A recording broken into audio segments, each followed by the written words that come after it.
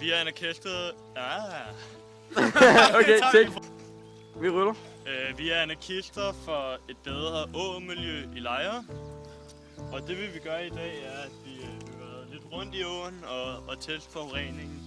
Nogen der vil have kaffe? Og drikke lidt kaffe og sådan bekæmpe kapitalismen. Okay, hernede der har vi vores ligesom aktiv Amanda, der er i gang med at bestemme vores præcise position. Hvor vi er henne, hvorfor det er vigtigt. Vi befinder os i PT her på 55 grader nordlig bredde og 12 grader østlig bredde. Okay. Ja, åen hedder Lejre Å. Nej, ikke lavpris. Okay, og vi befinder os i Det er lavvad, langvad det her. Langvad Å, også kendt som Lejre Å i Folkemunde. Okay, hvad er vi i gang i nu? Det der sker er, at for at det anarkistiske bådfællesskab i Lejre kan undersøge forhold i energiudstrømning, så er det vurderet nødvendigt for projektets videre forløb, at vi får lavet nogle opmålinger. Vi skal have opmålt vandgennemstrømning, og til at starte med vil vi måle hastigheden på strømmen. Først så benytter vi os af Peter Plys-metoden. Peter Plys-metoden er, det lyder simpelt, og det er simpelt. Det er 10 meters afstand. Du kan se afmålingen her. Og så er der tilsvarende en afmåling på den anden side, der giver 10 meter. Så smides der en pind, og der tælles. Der smides indtil flere pinde, der tælles, og vi kigger på resultaterne.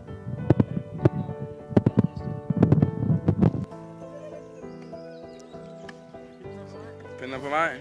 Skal gerne komme ud lige om lidt. Ja, der. Vi ser pinden.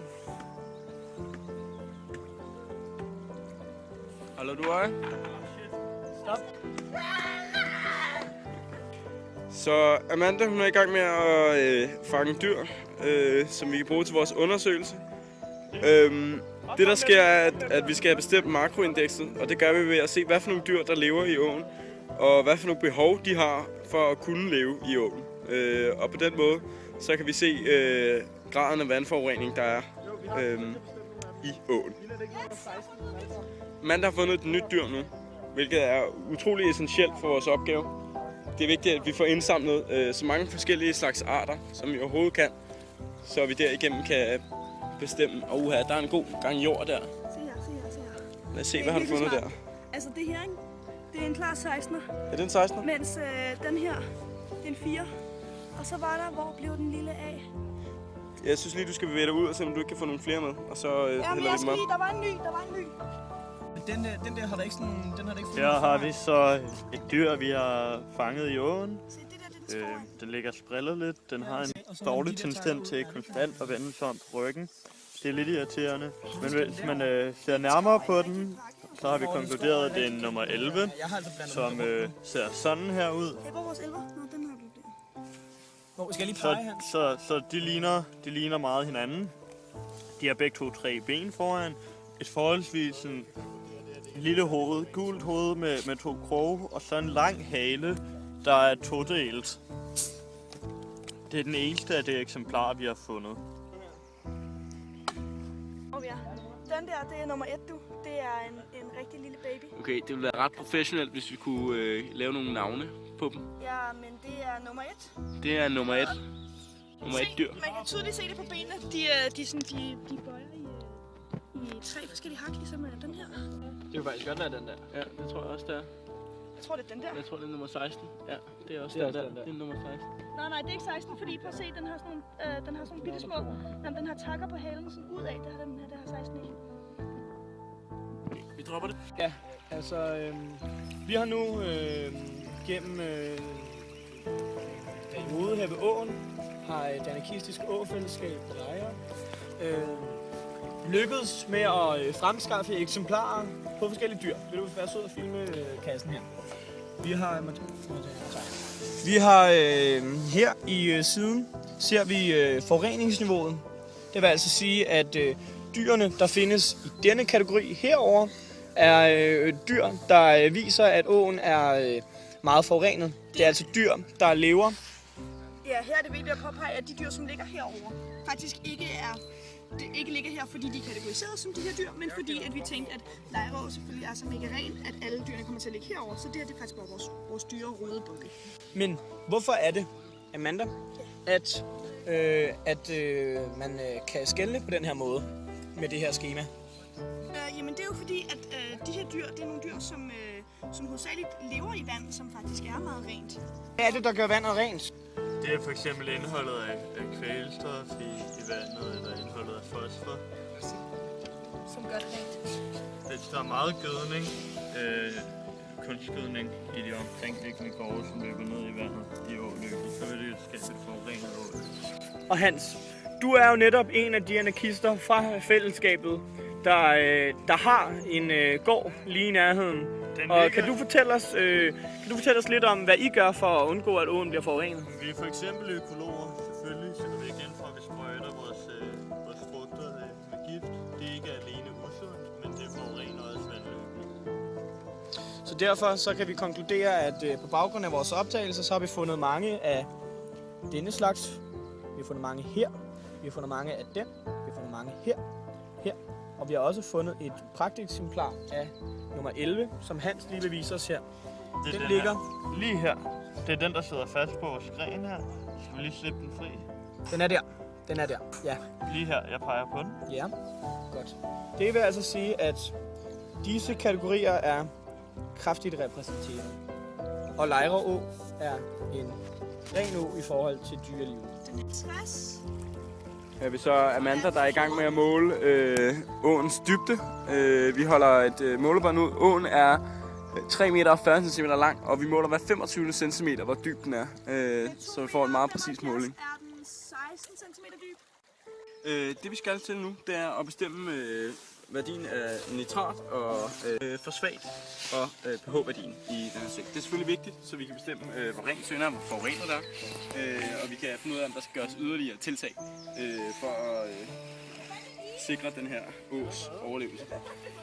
Det vi gør, det er, at vi har fyldt et målebær op med samples fra sø. Vil du lige vise det en gang?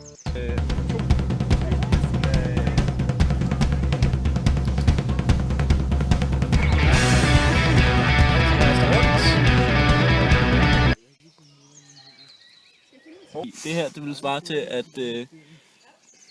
der absolut intet nitrat var i vandet. Men som det kan se, så er der tydeligvis mere. Faktisk så tror jeg, at vi er helt over omkring 25. 25, ja. 25 virker meget godt. Ja, indholdet. Vi måler fosfatindholdet. Hvordan gør vi det?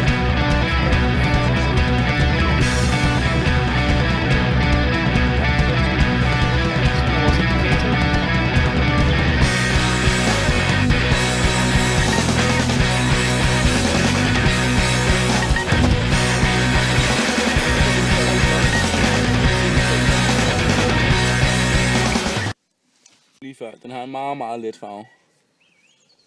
Så det er nok.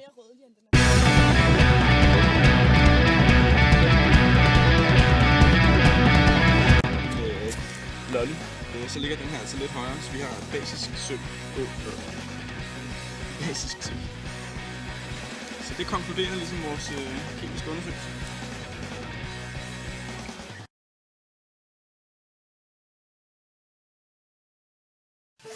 Og hvad kan man sige om en basisk sø? Hvad betyder det? Jamen, det betyder jo, at hvad kan man sige omkring en basisk sø? Jamen, man kan sige, at den er i hvert fald ikke sølv. Så er pinden blevet smidt, og skulle gerne komme ud på den anden side her. Lige om lidt. Den ligger der. Der har vi den.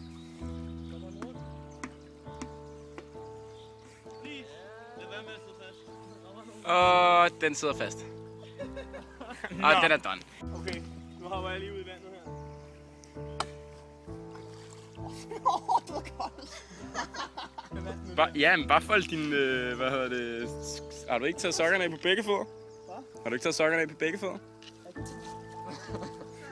Tag sokkerne af på begge fødder, og så rul Så er det jo lige meget gummistøvler på, hvis jeg er på den nej, men så gør det ikke ondt, når du træder. Hun er snart færdig. Bevarelse af lejerbrug her. Jamen altså, jeg kunne ikke rigtig, fordi... Nu er Amanda så i gang med at fange dyr ude i åen. Vi skal være helt stille, fordi ellers så er de nemlig, hører de, at vi gerne vil fange dem, og så flygter de bare.